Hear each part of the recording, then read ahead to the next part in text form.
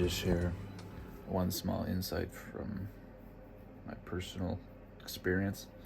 I find making like pacts with other people, like we're gonna do this for this amount of time, like we're gonna wake up at 5 a.m. for 1 year, for example, or we're gonna not consume any content for 40 days or something like that, or whatever it is.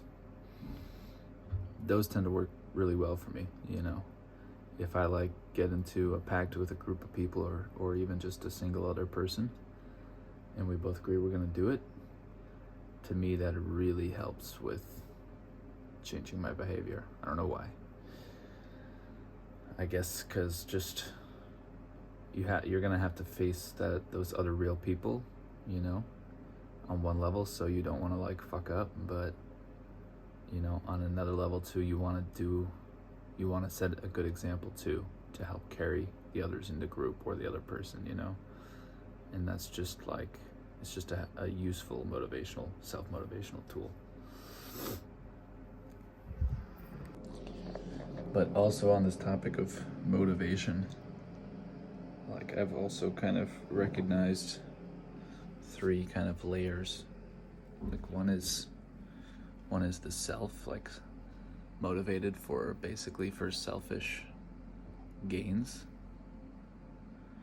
And then layer 2 or level 2 would be like motivated for the sake of others, motivated to better other people's lives, or to do things, or to sacrifice yourself, your time, your energy for the sake of others, or to do things for the sake of the betterment of others. So that's kind of like level 2.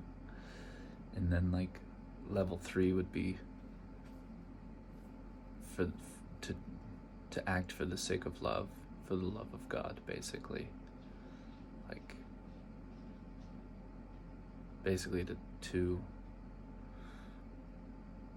like the motivation for action can come from just out of the pure love for the divine. So those would be just kind of how I would identify 3 kind of levels of motivation. And I think, for me, it's primarily level 1. I think that's pretty normal, with hints of level 2 and traces of level 3, you know what I mean? But like the ego is really good at sneaking in there, even if we might think that we're doing things for others, or even out of love for God. Still there might be traces of the desire for selfish gains, which of course in some way kind of pollutes any action. I don't know, it's so fucking normal at the same time, so like I shouldn't judge it. I was just reading in the Gita, in the big Gita, where Guruji was mentioning one of Jesus's quotes, which was, super simple, which was, don't judge,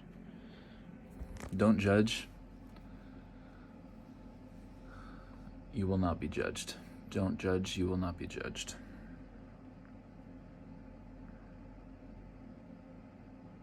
So there is definitely some, secret into that. There is freedom on the other side of innocence, in a way,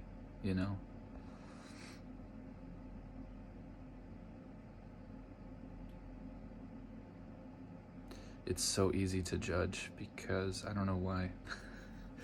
It just is so easy to.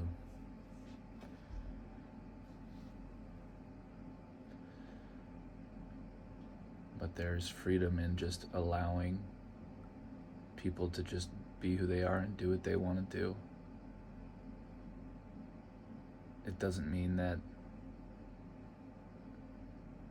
we shouldn't necessarily speak up or take action or do anything. But it's more about kind of labeling or deciding who somebody is,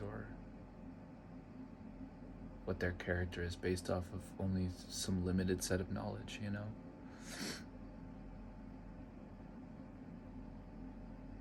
So I have to keep reminding myself of these inherent limitations, you know, which is basically just living from one perspective, and to just